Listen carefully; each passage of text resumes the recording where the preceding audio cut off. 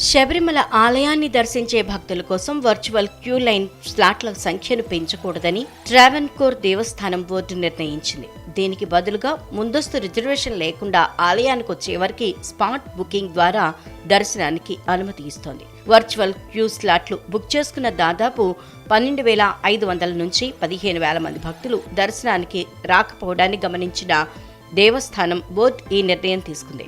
ఇక యాత్రికుల రద్దీ పెరిగే రోజుకు 90,000కు చేరుకున్నట్లయితే పదునెట్టాంబడి నుంచి మరక్కుట్టం వరకు క్యూ లైన్ స్లాట్లను విస్తరిస్తామని అధికారులు తెలిపారు.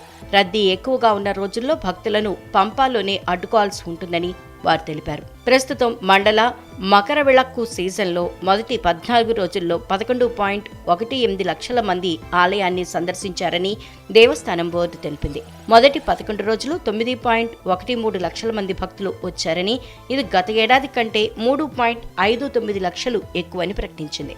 అలాగే నవంబర్ 28న అత్యధిక సంఖ్యలో 87,999 మంది ఆలయాన్ని దర్శించారని, అందులో 15,514 మంది స్పాట్ బుకింగ్ ద్వారా వచ్చినట్లు పేర్కొంది. గత ఏడాది డిసెంబర్లో మండల పూజల సమయంలో శబరిమలకు భక్తులు పోటెత్తారు.